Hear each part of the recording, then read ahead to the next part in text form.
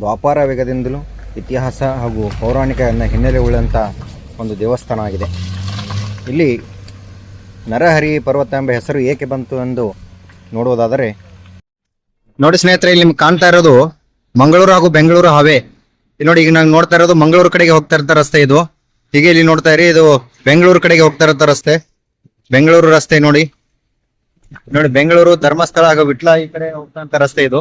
ಈ ಎರಡು ರಸ್ತೆಗಳ ಮಧ್ಯದಲ್ಲಿ ಇಲ್ಲಿ ಕಲ್ಲಡ್ಕದಿಂದ ಕೇವಲ 1-2 ಕಿಲೋಮೀಟರ್ ಅಂತರದಲ್ಲಿ ಬೆಂಗಳೂರು ರಸ್ತೆ ಪಕ್ಕದಲ್ಲಿ ಇದೊಂದು ದ್ವಾರ ಬಾಗಿಲ ಇದೆ. ಇಲ್ಲಿ ನರಹರಿ ಪರ್ವತ ಅಂತ ಅದಕ್ಕೆ ಬೋರ್ಡ್ ಇದೆ, ಇಲ್ಲಿ ನೋಡ್ತಾ ಇರ್ಬೇಕು ತಾವು. ಈ ರಸ್ತೆ ಮುಖಾಂತರ ಮೇಲ್ಗಡೆ ಹೋದರೆ ಸುಮಾರು ಅತ್ಯಂತ ಎತ್ತರವಾದ ಬೆಟ್ಟ ಇದೆ ಮೇಲೆ ನರಹರಿ ಪರ್ವತ. ಸ್ನೇಹಿತರೆ, ಅದರ ಬಗ್ಗೆ ಮಾಹಿತಿಯನ್ನು ತಿಳ್ಕೊಳ್ಳೋಣ.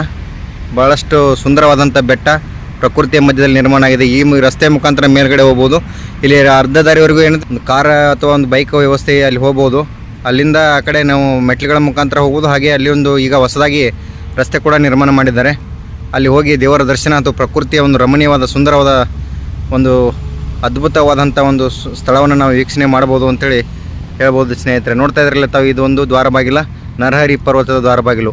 ಇದು ಕಲ್ಲಡಕದಿಂದ ಕೇವಲ 1-2 ಕಿಲೋಮೀಟರ್ ಅಂತರದಲ್ಲಿ ಈ BC ರೋಡ್ ಹೋಗೋ ದಾರಿಯ ಮಧ್ಯದಲ್ಲಿ ಈ ಒಂದು ಪರ್ವತ ಇದೆ ಸ್ನೇಹಿತರೆ.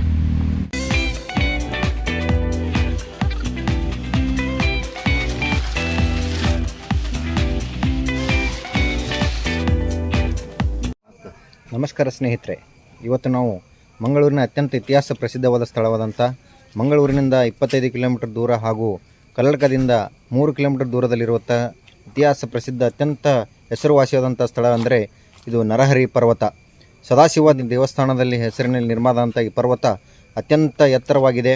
ಹಾಗೆ ಸುತ್ತಲೂ ಕಲ್ಲು ಬಂಡೆ ಹಾಗೂ ಬೆಟ್ಟ ಗುಡ್ಡಗಳ ಮಧ್ಯೆ ಈ ಪರ್ವತ ನಿರ್ಮಾಣ ಆಗಿದೆ. ಈ ಪರ್ವತದ ಮೇಲೆ ಇತಿಹಾಸ ಪ್ರಸಿದ್ಧವಾದಂಥ ಸದಾಶಿವ ದೇವಸ್ಥಾನ ಇದೆ. ಈ ದೇವಸ್ಥಾನದ ಬಗ್ಗೆ ನಾವು ಸ್ವಲ್ಪ ಈ ಮಾಹಿತಿಯನ್ನು ತಿಳಿದುಕೊಳ್ಳುತ್ತಾ, ಹಾಗೆ ಸಮುದ್ರ ಮಟ್ಟದಿಂದ ಸುಮಾರು 1000 ಅಡಿ ಎತ್ತರದಲ್ಲಿ ಈ ದೇವಸ್ಥಾನ ನಿರ್ಮಾಣವಾಗಿದೆ. ಬಹಳಷ್ಟು ಇತಿಹಾಸದ ಹಿನ್ನೆಲೆ ಉಳ್ಳಂಥ ದೇವಸ್ಥಾನ ಇದು. ಹಾಗೆ ಈ ದೇವಸ್ಥಾನ ನೋಡ್ತಾ ಈಗ ನಾವು ಈ ದೇವಸ್ಥಾನವನ್ನು ವೀಕ್ಷಣೆ ಮಾಡ್ತಾ ಹಾಗೆ ಮೇಲ್ಗಡೆ ಹೋಗೋಣ. ಇಲ್ಲಿ ನೋಡ್ತಾ ಇದ್ದೀರಿ ತಾವು ಬಂಡೆಗಳ ಹೇಗೆ ಬಂಡೆ ಇದೆ. ಈ ಬಂಡೆಗಳ ಸುತ್ತಲೂ ಹೀಗೆ ಗಿಡ ಮರ ಬಳ್ಳಿ ಎಲ್ಲ ಈಗ ಹಬ್ಬಿಕೊಂಡಿದೆ. ಈ ಪರಿಸರ ಬಹಳಷ್ಟು ಅದ್ಭುತವಾಗಿದೆ. ಈಗ ನಾವು ಬಂದಂಥ ಸ್ಥಳದಿಂದ ಈಗ ತಳಭಾಗದಲ್ಲಿದ್ದೀವಿ. ತಳಭಾಗದಲ್ಲಿ ಒಂದು ಶಿವಾಜಿಯ ಪ್ರತಿಮೆಯನ್ನು ನಿರ್ಮಾಣ ಮಾಡಿದ್ದಾರೆ. ನೋಡ್ತಾ ಇದ್ದೀರಿ ತಾವು, ಇಲ್ಲಿ ಶಿವಾಜಿಯ ಪ್ರತಿಮೆ. ಈ ಶಿವಾಜಿಯ ಪ್ರತಿಮೆ ಇಲ್ಲಿ ಬಹಳಷ್ಟು ತಳಭಾಗದ ಇಲ್ಲಿಂದ ನಾವು ಮೆಟ್ಟಿಲುಗಳ ಮುಖಾಂತರ ಅಲ್ಲಿ ನರಹರಿ ಪರ್ವತನ ಮೇಲೆ ತಲುಪಬೇಕು. ಬನ್ನಿ ಹಾಗಾದರೆ ಸ್ನೇಹಿತರೆ, ಎಲ್ಲರೂ ಸೇರಿ ನರಹರಿ ಪರ್ವತನ ವೀಕ್ಷಣೆ ಮಾಡ್ಕೊಂಡು ಬರೋಣ. ನಮ್ಮ ನರಹರಿ ಪರ್ವತದ ಮೆಟ್ಟಿಲುಗಳನ್ನು ಹತ್ತಾ ಇದ್ದೀವಿ. ಈ ನರಹರಿ ಪರ್ವತ ದ್ವಾಪಾರ ವೇಗದಿಂದಲೂ ಇತಿಹಾಸ ಹಾಗೂ ಪೌರಾಣಿಕ ಹಿನ್ನೆಲೆ ಉಳ್ಳಂಥ ಒಂದು ದೇವಸ್ಥಾನ ಆಗಿದೆ. ಇಲ್ಲಿ ನರಹರಿ ಪರ್ವತ ಎಂಬ ಹೆಸರು ಏಕೆ ಬಂತು ಎಂದು ನೋಡುವುದಾದರೆ, ಇಲ್ಲಿ ಅರ್ಜುನ ಹಾಗೂ ಕೃಷ್ಣನ ಒಂದು ಸಮ್ಮಿಲನವಾಗುತ್ತದೆ. ನರ ಅಂದರೆ ಅರ್ಜುನ, ಹರಿ ಅಂದರೆ ಕೃಷ್ಣ. ಹೀಗೆ ನರಹರಿ ಹಾಗೂ ಕೃಷ್ಣ ಹಾಗೂ ಅರ್ಜುನರು ಇಲ್ಲಿ ಸೇರಿರುವಂಥ ಸ್ಥಳ ಇದೆ ನರಹರಿ ಪರ್ವತ ಅಂತೇಳಿ ಇದಕ್ಕೆ ಹೆಸರುವಾಸಿಯಾಗಿದೆ. ಇಲ್ಲಿ ಮೇಲ್ಗಡೆ ಇರತಕ್ಕಂಥ ಈ ಸದಾಶಿವ ದೇವಸ್ಥಾನ, ಅರ್ಜುನ ಈ ಸದಾಶಿವನನ್ನು ಅಥವಾ ಶಿವಲಿಂಗವನ್ನು ಪೂಜೆ ಮಾಡೋದ್ರಿಂದ ಇಲ್ಲಿ ಮೇಲ್ಗಡೆ ಸದಾಶಿವ ದೇವಸ್ಥಾನ ನಿರ್ಮಾಣವಾಗಿದೆ. ಸ್ನೇಹಿತರೆ, ಈ ಶಂಕರ ಚಕ್ರ ಗದಾಹಸ್ತ ಅಂತ ಜಲಕುಂಡಗಳು ಮೇಲ್ಗಡೆ ಇದ್ದಾವೆ. ಅವನ್ನ ನಾವೆಲ್ಲರೂ ವೀಕ್ಷಣೆ ಮಾಡೋದಕ್ಕಿಂತ ಮುಂಚೆ ನಾವೆಲ್ಲರೂ ಇಲ್ಲಿ ಇರ್ತಕ್ಕಂಥ ಪರಿಸರ ಹಾಗೂ ಈ ಉದ್ಯಾನವನ ಹಾಗೆ ಇಲ್ಲಿರ್ತಕ್ಕಂಥ ಬೆಟ್ಟ ಗುಡ್ಡ ಕಾಡುಗಳ ಬಗ್ಗೆ ನೋಡ್ತಾ ಇದ್ದೀರಿ ತಾವೆಲ್ಲ, ಹೇಗಿದೆ ಪರಿಸರ ಅಂಥೇಳಿ. ಭಾಳಷ್ಟು ಅದ್ಭುತವಾದಂಥ ಪರಿಸರ ಇದು, ರಮಣೀಯವಾಗಿದೆ. ತಾವೆಲ್ಲರೂ ಇಲ್ಲಿ ಒಂದು ಸಾರಿ ಬಂದು ವೀಕ್ಷಣೆ ಮಾಡಬೇಕು. ಇಲ್ಲಿ ನೋಡಿದ್ರೆ ಮೆಟ್ಲುಗಳು ಹೇಗಿದ್ದಾವೆ ಅಂಥೇಳಿ. ಈಗ ಇತ್ತೀಚೆಗೆ ಏನು ಮಾಡಿದ್ದಾರೆ ಅಂದರೆ, ಇಲ್ಲಿ ಮುಂಚೆಯಿಂದ ಈ ಮೆಟ್ಲುಗಳಿದ್ದವು, ಇತ್ತೀಚೆಗೆ ಇಲ್ಲಿ ರಸ್ತೆ ಕೂಡ ನಿರ್ಮಾಣ ಮಾಡಿದ್ದಾರೆ. ನೋಡ್ತಾ ಇದ್ದೀರಿ ನೀವು, ಮೇಲ್ಗಡೆ ಹೋಗಲಿಕ್ಕೆ ರಸ್ತೆ ಕೂಡ ನಿರ್ಮಾಣ ಮಾಡಿದ್ದಾರೆ. ಮುಂಚೆಯಿಂದ ಭಾಳಷ್ಟು ಅಚ್ಚುಕಟ್ಟಾಗಿ ಇಲ್ಲಿ ಮಾಡಿದ್ದಾರೆ ಅಂದರೆ ಮೆಟ್ಲುಗಳನ್ನು ನಿರ್ಮಾಣ ಮಾಡಿದ್ದಾರೆ ಮೇಲ್ಗಡೆ ಹೋಗಲಿಕ್ಕೆ. ಇಲ್ಲಿ ಸದಾಕಾಲ ಮಳೆ ಇರುತ್ತದೆ. ಮಳೆಗಾಲದಲ್ಲಿ ಅತಿ ಹೆಚ್ಚು ಮಳೆ ಆಗ್ತಂಥ ಪ್ರದೇಶ ಕೂಡ ಇದು. ನೋಡ್ತಾ ಇದ್ರಿ ಇಲ್ಲಿ ಹೇಗೆ ಬಳ್ಳಿ ಗಿಡ ಹೇಗೆ ಹಬ್ಬಿಕೊಂಡಿದ್ದಾವೆಲ್ಲ ಅಂಥೇಳಿ. ನೋಡಿ, ಮೆಟ್ಲುಗಳು ಹತ್ತಾ ಇದ್ದರೆ ಉಸಿರು ಬರ್ತಾ ಇರ್ತದೆ. ಹಾಗೆ ಭಾಳಷ್ಟು ಮೆಟ್ಲುಗಳಿದ್ದಾವೆ ಮೇಲ್ಗಡೆ ಹೋಗಲಿಕ್ಕೆ. ಸುಮಾರು ಸಮುದ್ರ ಮಟ್ಟದಿಂದ 1000 ಅಡಿ ಎತ್ತರದಲ್ಲಿ ಈ ಒಂದು ಪರ್ವತ ಇದೆ. ಪರ್ವತದ ಮೇಲೆ ಸದಾಶಿವ ದೇವಸ್ಥಾನ ಕೂಡ ಬಹಳಷ್ಟು ಪೌರಾಣಿಕ ಹಿನ್ನೆಲೆ ಉಳ್ಳದು. ಅದರ ಬಗ್ಗೆ ಮೇಲ್ಗಡೆ ತಿಳಿದುಕೊಳ್ಳೋಣ. ಇಲ್ಲಿ ನೋಡಿ, ನರಹರಿ ದೈವಿ ವನ ಅಂತ ಹೇಳಿ ಒಂದು ವನ ಕೂಡ ನಿರ್ಮಾಣ ಮಾಡಿದ್ದಾರೆ. ಶ್ರೀ ನರಹರಿ ಸದಾಶಿವ ದೈವವನ ಅಂತೇಳಿ ಅರಣ್ಯ ಇಲಾಖೆಯವರು ಈ ಒಂದು ಕೆಳಭಾಗದಿಂದ ಸ್ವಲ್ಪ ಮೇಲ್ಗಡೆ ಬಂದರೆ ಈ ಒಂದು ವನ ಕೂಡ ನಿರ್ಮಾಣ ಆಗಿದೆ. ಇಲ್ಲಿ ಕೂಡ ತಾವು ವಿಶ್ರಾಂತಿ ಪಡಿಬೋದು. ಮೇಲ್ಗಡೆ ಹೋಗಲಿಕ್ಕೆ ರಸ್ತೆ ಕೂಡ ಈಗ ಇತ್ತೀಚೆಗೆ ನಿರ್ಮಾಣ ಆಗಿದೆ ಹೊಸದಾಗಿ. ಇಲ್ಲಿ ನೋಡ್ತಾ ಇದ್ದಾರೆ, ಈಗ ಬಹಳಷ್ಟು ಮೆಟ್ಲುಗಳು ನೋಡಿ, ಹಾಗೆ ಮೇಲ್ತಾ ಹೋಗ್ತಾನೆ ಇದೆ ಮೆಟ್ಲುಗಳು. ಇದು ಮಂಗಳೂರಿಂದ ಸುಮಾರು 25 ಕಿಲೋಮೀಟ್ರ್ ದೂರದಲ್ಲಿದೆ. ಈ ಕಲ್ಲಡಕದ ನಿಮ್ಮ ಕಲ್ಲಡಕ ತಾವೆಲ್ಲರೂ ಹೆಸರು ಕೇಳಿದಿರಿ ಅಂದ್ಕೊಡ್ತೀವಿ. ಕಲ್ಲಡಕದಿಂದ ಸುಮಾರು 2 ಕಿಲೋಮೀಟರ್ 2.5 ಕಿಲೋಮೀಟ್ರಲ್ಲಿ ಅಂತರದಲ್ಲಿ ಈ ಒಂದು ಪರ್ವತ ಇದೆ.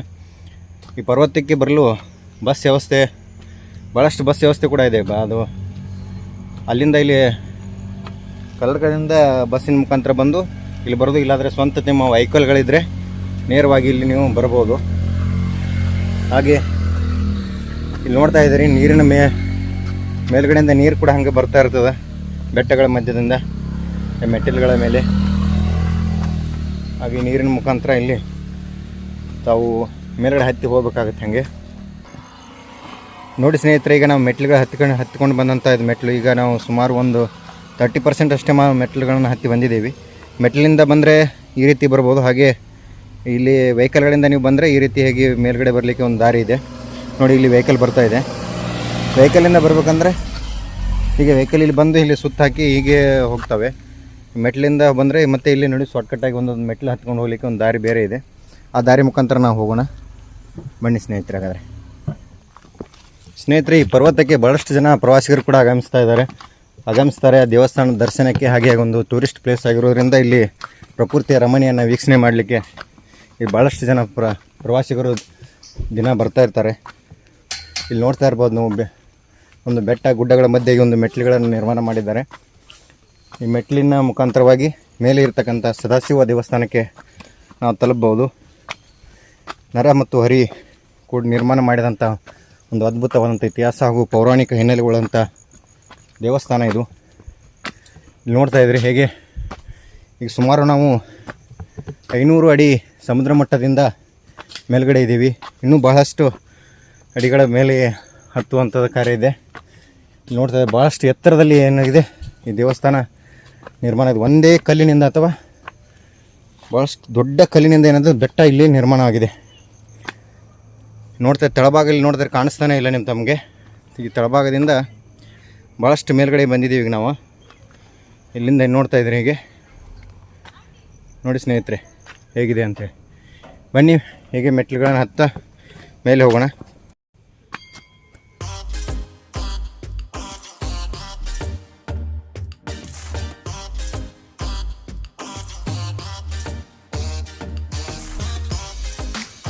ಸ್ನೇಹಿತರೆ, ಈಗ ಬೆಟ್ಟದ ಒಂದು ಮಧ್ಯದಲ್ಲಿ ಬಂದಿದ್ದೀವಿ ನಾವು. ಇಲ್ಲಿ ನೋಡ್ತಾ ಇದ್ರೆ ತಾವು ರಸ್ತೆ, ಅದು ಬೆಂಗಳೂರು ಹಾಗೂ ಮಂಗಳೂರಿನ ಹವೆ ಅದು. ಅಲ್ಲಿಂದ ನಾವು ಬೈಕ್ ಮೇಲೆ ಬಂದು ಇಲ್ಲಿಂದ ಮೆಟ್ಲುಗಳನ್ನ ಹತ್ಕೊಂಡು ಇಲ್ಲಿ ಮೇಲ್ಗಡೆ ಬಂದಿದ್ದೀವಿ. ಇಲ್ಲಿಂದ ನೋಡ್ತಾ ಇದ್ದೀರಲ್ಲ ಎಷ್ಟು ರಮಣೀಯವಾಗಿ ಹಾಗೂ ಅದ್ಭುತವಾಗಿ ಒಂದು ಬೆಟ್ಟ ಪ್ರದೇಶ ಕಾಣ್ತಾ ಇದೆ. ಹೀಗೆ ನೋಡ್ತಾ ಇದ್ದೀರಲ್ಲ ತಾವು, ನೋಡಿ ಹೇಗೆ ಕಾಣ್ತಾ ಇದೆ ಎಲ್ಲ ಈ ಒಂದು ವ್ಯೂಸು. ಆ ಒಂದು ರಸ್ತೆ ಕಾಣ್ತಾ ಇದೆ ಇಲ್ಲಿಂದ. ಹೀಗೆ ನಾವು ಇಲ್ಲಿಂದ ಈಗ ಅರ್ಧ ದಾರಿಯಲ್ಲಿ ಬಂದಿದ್ದೀವಿ. ಇಲ್ಲಿಂದ ನಿಧಾನವಾಗಿ ಮೆಟ್ಲುಗಳನ್ನು ಹತ್ಕೊಂಡು ಇಲ್ಲ ಹೋಗ್ಬೇಕಂದ್ರೆ ಇನ್ನೂ ನಾವು ಇಲ್ಲಿ ನೋಡ್ತಾ ಇದ್ದರೆ ಬೆಟ್ಟ, ಇದು ಈ ಕಲ್ಲಿನ ದೊಡ್ಡ ಬೆಟ್ಟ ಇದೆಯಲ್ಲ, ಬೆಟ್ಟದ ಮೇಲೆ ಏನಿದೆ ಸದಾಶಿವ ದೇವಸ್ಥಾನ ಇದೆ. ಆ ದೇವಸ್ಥಾನಕ್ಕೆ ನಾವು ಹೋಗ್ತಾ ಇದ್ದೀವಿ. ನೋಡಿ ಇಲ್ಲಿ ನೋಡ್ತಾ ಇದ್ದೀರಿ ತಾವು, ನೋಡಿ ಇನ್ನೂ ಭಾಳಷ್ಟು ಎತ್ತರದಲ್ಲಿ ಇದೆ ಅದು ಬೆಟ್ಟ. ಅಲ್ಲಿ ಹತ್ಕೊಂಡು ನಾವು ಹೋಗಬೇಕು. ಇಲ್ಲಿ ಕಾಣಿಸ್ತಾ ಇದೆಯಲ್ಲ ದೇವಸ್ಥಾನ, ಇಲ್ಲಿ ನೋಡಿ. ಈ ದೇವಸ್ಥಾನಕ್ಕೆ ನಾವೇನಾಗಬೇಕಂದ್ರೆ ಅಲ್ಲಿ ಮೇಲ್ಗಡೆ ಹೋಗಬೇಕು.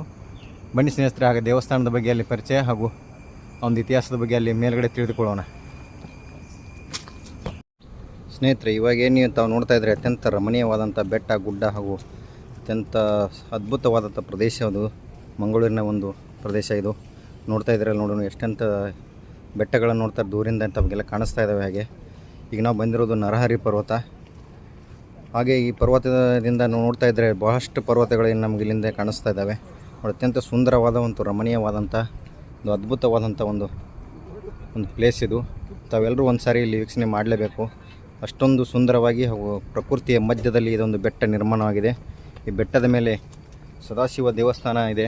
ಬನ್ನಿ ಹಾಗಾದರೆ ಸ್ನೇಹಿತರೆ, ಆ ದೇವಸ್ಥಾನದ ಬಗ್ಗೆ ನಾವೆಲ್ಲರೂ ತಿಳಿದುಕೊಳ್ಳೋಣ. ಈ ದೇವಸ್ಥಾನದ ಇತಿಹಾಸ ಹಾಗೂ ಪೌರಾಣಿಕ ಹಿನ್ನೆಲೆಗಳು ಅಂತ, ಈ ನರ ಮತ್ತು ಹರಿ ಪರ್ವತ ಅನ್ನೋಂಥ ಹೆಸರು ಹೇಗೆ ಬಂತು, ಈ ಸದಾಶಿವ ದೇವಸ್ಥಾನ ಹೇಗೆ ನಿರ್ಮಾಣ ಆಯಿತು ಅಂತ ಇದ್ರ ಬಗ್ಗೆ ಈ ಮೇಲ್ಗಡೆ ತಿಳಿದುಕೊಂಡು ಬನ್ನಿ ಸ್ನೇಹಿತರೆ. ಈಗ ನೋಡಿ ಸ್ನೇಹಿತರೆ, ನಾವು ದೇವಸ್ಥಾನದ ಹತ್ತಿರಲ್ಲೇ ಬಂದಿದ್ದೇವೆ. ದೇವಸ್ಥಾನದ ಕೊನೆಯ ಮೆಟ್ಟಲುಗಳನ್ನು ನಾವು ಈಗ ಹತ್ತಾ ಇದ್ದೀವಿ. ಇಲ್ಲಿವರೆಗೂ ನಾವು ಸುಮಾರು ಒಂದು 500 ಮೆಟ್ಟಲುಗಳನ್ನು ನಾವು ಇಲ್ಲಿ ಹತ್ಕೊಂಡು ಇಲ್ಲಿ ಮೇಲ್ಗಡೆ ಬಂದಿದ್ದೇವೆ. ಸಮುದ್ರ ಮಟ್ಟದಿಂದ 1000 ಅಡಿ ಎತ್ತರದಲ್ಲಿ ಒಂದು ನರಹರಿ ಪರ್ವತ ದೇವಸ್ಥಾನ ಇದೆ ಸ್ನೇಹಿತರೆ. ಈಗ ನೋಡಿ, ಈಗ ಬೆಟ್ಟದ ತುದಿಯಲ್ಲಿ ನಾವಿದ್ದೀವಿ ಸ್ನೇಹಿತರೆ. ಇಲ್ಲಿಂದ ಹೇಗೆ ಕಾಣುತ್ತೆ ಪ್ರಕೃತಿಯನ್ನು ಮೀರಿಸಲು ಯಾರಿಂದಲೂ ಸಾಧ್ಯವಿಲ್ಲ ಅಂತಾರಲ್ಲ, ಅದು ನಿಜ ಸ್ನೇಹಿತರೆ. ಪ್ರಕೃತಿಯನ್ನು ರಮಣೀಯವಾದಂಥ ಈ ಒಂದು ಸ್ಥಳ. ಪ್ರಕೃತಿಗೆ ವಿರುದ್ಧವಾಗಿ ನಾವು ಏನನ್ನು ಮಾಡಲು ಸಾಧ್ಯವಿಲ್ಲ. ಪ್ರಕೃತಿ ಹೇಗೆ ನಡೆದುಕೊಳ್ಳುತ್ತೆ ಅದರಂತೆ ನಾವು ನಡೆದುಕೊಳ್ಬೇಕು ಅನ್ನೋಂಥ ಈ ಒಂದು ವ್ಯೂವನ್ನು ನೋಡ್ತಾ ಇದ್ದರೆ ಅಥವಾ ಈ ಒಂದು ಪ್ರದೇಶವನ್ನು ನೋಡ್ತಾ ಇದ್ದರೆ ನಮಗೆ ಭಾಳಷ್ಟು ಪ್ರಕೃತಿ ನಮಗೆ ಪಾಠವನ್ನು ಕಲಿಸಿಕೊಡ್ತದೆ. ಹೇಗೆ ನಿರ್ಮಾಣ ಆಗಿದೆ ಅಂಥೇಳಿ ವರ್ಣನೆ ಮಾಡಲಿಕ್ಕೆ ಕೂಡ ಸಾಧ್ಯ ಇಲ್ಲ. ಅಷ್ಟೊಂದು ಸುಂದರವಾಗಿ ಬೆಟ್ಟ, ಸಾಲು ಬೆಟ್ಟಗಳು, ಗುಡ್ಡಗಳು, ಹಾಗೆ ಅಲ್ಲಲ್ಲಿ ಕಾಣತಕ್ಕಂಥ ಪ್ರಕೃತಿಯ ಮಧ್ಯದಲ್ಲಿ ಕಾಣತಕ್ಕಂಥ ಮನೆಗಳು. ಇಲ್ಲಿ ನೋಡ್ತಾ ಇದ್ರಲ್ಲ ತಾವು, ಬೆಂಗಳೂರು ಹಾಗೂ ಮಂಗಳೂರಿನ ಒಂದು ರಸ್ತೆ, ಒಂದು ಹಾವೇ ಇಲ್ಲಿ ನಿರ್ಮಾಣ ಆಗಿದೆ. ಅಲ್ಲಿಂದ ಮೇಲ್ಗಡೆ ಈಗ ಸುಮಾರು 1000 ಅಡಿ ಎತ್ತರದ ಮೇಲೆ ಈ ಒಂದು ನರಹರಿ ಪರ್ವತ ಇದೆ ಸ್ನೇಹಿತರೆ. ಬನ್ನಿ ದೇವಸ್ಥಾನದ ಒಂದು ದರ್ಶನ ಮಾಡ್ಕೊಂಡು ಬರೋಣ.